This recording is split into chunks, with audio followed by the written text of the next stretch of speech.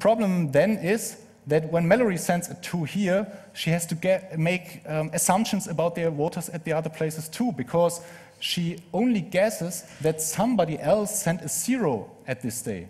So, because otherwise here would be in the sum a value higher than the number of participants. So, and having this trick in mind with the -1, we can avoid the +2 cheaters too, with making not only the normal poll, but everybody has to send an inverted poll as well, where everybody has to invert his vote. So Alice has not only to send here the 1, but she has to send here a 2. Here was a 0 from Bob, and here's a 1. And Mallory has sent a 0 here, and here a 1. So the sum of this is a 2 afterwards. And from the fact that this poll is the inverted poll of the normal poll, we can see that the sum of both sides should always be the sum of the number of the participants. So with checking this sum, we can enforce that everybody has to send really the inverse of his element. So in the next column, we have this 1, 1, 0, 0, 0, 1, and the 3. And here is the problem for Mallory, because here was 0, 1, 2, and she has to send a -1 in this place, because otherwise this would add up in 4 and not in 3. So, and when we distribute this inverted poll into several tables, as we have done with the normal poll, we can avoid the -1 here in the same way we have done before. So therefore we can do the same trick with the -1 as we have done for the +2 as we have done for the -1. Can you tell who is the cheater? What? Can you tell who is the one cheating? Okay, the question was how to tell who is the one who cheated. So at the moment we cannot tell. I can tell you later on, I've skipped in this presentation the trick how to tell who has cheated, because I thought it's a bit more simple. But I can show you afterwards how to find out who has cheated. So because if we cannot see who has cheated, you can attack the availability of the poll. So then you can block the whole polls anonymously. But we can avoid this with afterwards. I will show you afterwards. Okay, so other questions up to this moment? If we go back maybe 2 slides, there was the with the one. Ah, the -1 cheater. Yes, the -1 cheater. But on the right side where I made the sums with the yes. So it's okay. But if for example the Mallory knows what Bob voted. Mm-hmm. Because she knows him, then she can fake this. Yes, for example, she knows that Bob voted a 1. So then she knows she can send a -1 without risk. Yes. But Bob distributed his 1 under several tables. Think of 100 tables, and there's 1 1 in 100 tables. So she has a chance from 99 to 1 to win this, to find out the 1. If Bob really distributed his 1 randomly over the 100 tables. Why randomly? So Because this is the protocol. He has to... Alice, maybe Mallory and Alice live in the same flat, and he knows what she does because she talks too much. So okay. So he knows what to vote. Yes, no. Wait, then we have Alice and Mallory cooperating. So, and if they two cooperate, so... Maybe Mallory spies on Alice and has some intelligence information about Alice, and then he knows or she knows what to vote. Yes, but if Mallory knows exactly the votes of Alice, then she can calculate the votes of Bob from this fact. So the privacy is broken with this, because you can calculate all the votes from Bob. More participants, and you have if you have 10 participants. Information of about one. About one participant. So you can compensate this participant because you know what he voted, and so you vote against. Yes, of course. If you have, for example, a Trojan horse at Alice's computer, yes. So then of course you know where Alice sent the 1, and then you can manipulate this. But if you have a Trojan horse at Alice's computer, you can just send here a 0 and you're ready. Okay. So okay.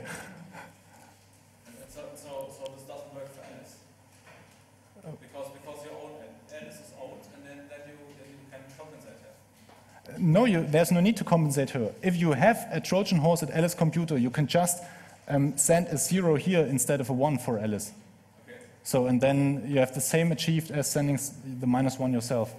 But it won't be will not show to the others because the others will not know that you have compensated because you can make a perfect cheat if you own her.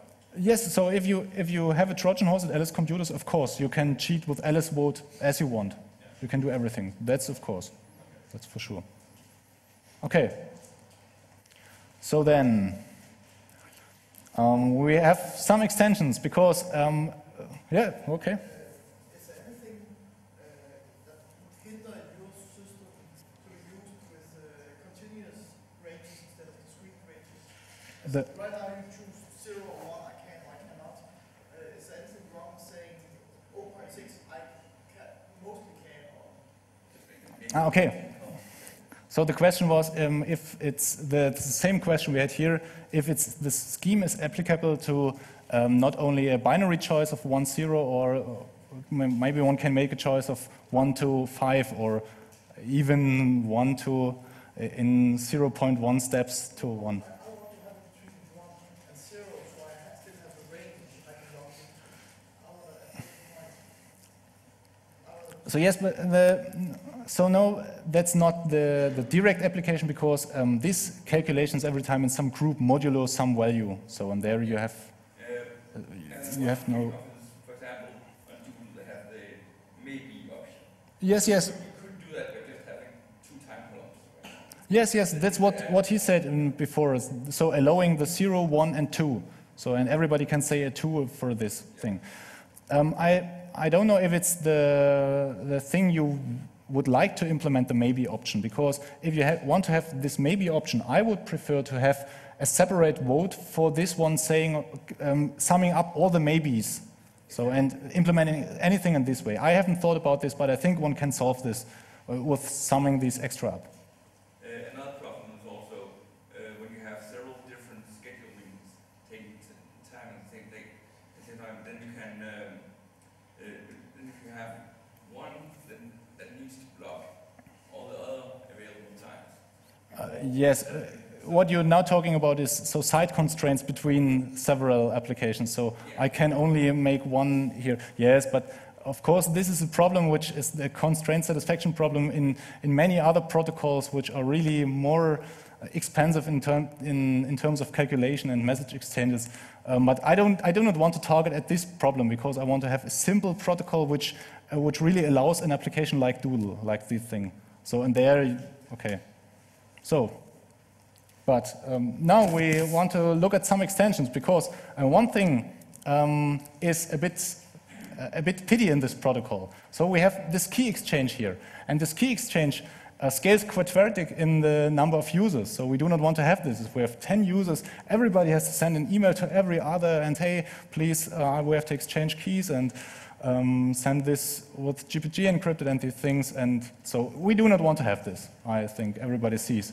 And if we could skip this, we have really the same protocol as we have in Doodle, because we have this first initialization, everybody gets an email, everybody sends his vote, and afterwards everybody has voted, everybody gets an email, hey, this is the result, great. So, and yeah, of course I have a way to skip this simple, this key exchange. And this simplification works with Diffie-Hellman, which was mentioned before in the talk. I want to explain Diffie-Hellman key agreement shortly beforewards, even if some of you know this, because I think not everybody knows this. So Diffie-Hellman key agreement is based on the discrete logarithm assumption. And this assumption says, so first we have here the discrete logarithm, and